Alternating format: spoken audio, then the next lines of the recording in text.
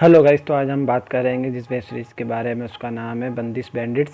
Amazon prime ने इसको 4 अगस्त को रिलीज़ किया है। इसके टोटल 10 एपिसोड्स है और इसका निर्देशक है आनंद तिवारी। कलाकार है इसके अंदर जो है नसरुद्दीन शाह, श्रेया चौधरी, शिवा चड्ढा, अतुल कुलकर्णी, राजेश तेलंग, कुणाल रॉय कपूर, अमित मिस्त्री, रिदा चौधरी और मेघना मलिक। इस वेब सीरीज़ की शुरुआत होती है संगीत सम्राट राठौर घराने के पंडित राधे मोहन राठौर यानी नसरुद्दीन शाह और उनके परिवार की, जिसमें उनका बड़ा बेटा राजेंद्र, राजेश तेलंग, बहू मोहिनी उर्फ शिवा चड्ढा, छोटा बेटा देवेंद्र, अमित मिस्त्री और पोता राधे ऋत्विक भौमिक है। ये कहानी पॉप संगीत की उभरती कलाकार तमन्ना यानी श्रेया चौधरी की भी है, जो पॉप संगीत में मुकाम बनाना चाहती है। पंडित जी बहुत ही सख्त हैं और संगीत को लेकर कोई समझौता नहीं करते। राधे पंडित जी का उत्तराधिकारी बनना चाहता है। संयोग से एक दिन तमन्ना की मुलाकात राधे से हो जाती है। वह राधे की गायकी से इतना प्रभावित होती है कि उसके साथ मिलकर पॉप और शास्त्रीय संगीत का फ्यूजन तैयार करना चाहती है। दरअसल उसकी एक म्यूजिक कंपनी से डील हुई है, लेकिन वह पूरा नहीं कर पा रही है।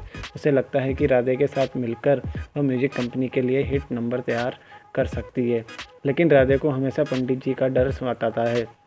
उसके अपने परिवार और अपने प्यार के बीच फंसा है। राधे और तमन्ना अपनी अपनी मुश्किलों में फंसे एक दूसरे के करीब आते जाते हैं और इसी सब के बीच में पहली पत्नी से पैदा हुए पंडित जी के बेटे पंडित दिग्विजय यानी अतुल कुलकर्णी आ जाते हैं और राठौर घराने के वास्तविक उत्तराधिकारी होने का दावा ठोके देते हैं।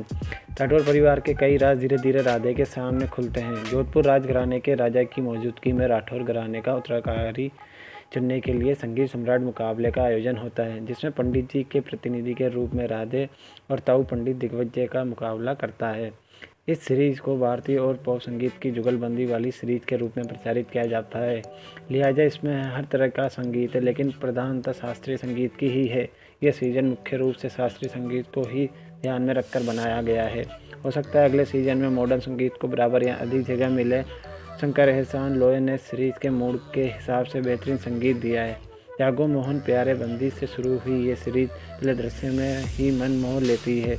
इसमें संगीत जितना बढ़िया है, गायकी भी उतनी ही कर्णप्रिय है। बंदिश बैंडिट्स का अंतिम एपिसोड तो संगीत का विभोर कर देने वाले कार्यक्रम लगता है। इसका हर कंपोजिशन अभिभूत कर देता है। गायकों की गायकी अभिभूत कर देने वाली है।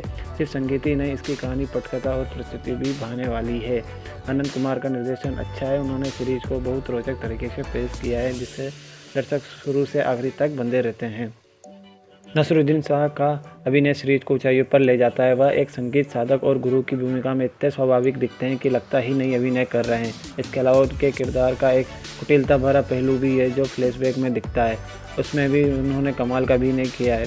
ऋत्विक और श्रेया की जोड़ी बहुत भली लगती है और दोनों अपने किरदार में एकदम फिट लगते हैं। ऋत्विक गाते हुए बहुत नेचुरल लगते हैं। जब आलाप लेते हैं तब वह एकदम वास्तविक गायक की तरह लगते हैं। श्रेया भी बहुत प्रभावित करती है। उसका चुलबुलापन प्यारा लगता है। भावुक दृश्य में भी वह अच्छा छोड़ती है। अतुल कुलकर्णी सिद्धहस्त गायक की तरह लगते हैं। उनको देखकर मज़ा आ जाता है। शिवा चड्ढा अपनी आंखों से अपने दुख को बयां कर देती है। बेहतरीन काम किया है उन्होंने। पंडित जी के बड़े बेटे और राधे के पिता राजेंद्र की भूमिका में राजेश तेलंग का काम भी बहुत अच्छा है। देवेंद्र के रूप में अमित मिस्त्री ने अच्छा काम किया है। सारे ही कलाकार प्रभावित करते हैं। ये सीरीज संगीत प्रेमियों के लिए सुंदर उपहार है। इसे देख सुनकर मन तृप्त हो जाता है। ये सीरीज वास्तव में बंदिश की बैंडिट है जो दिल लूट लेती है। अगर आपको ये वीडियो अच्छा लगा हो तो प्लीज़ हमारे चैनल को सब्सक्राइब करें और नए नए वीडियो के नोटिफिकेशन के लिए बेल आइकन को प्रेस करें।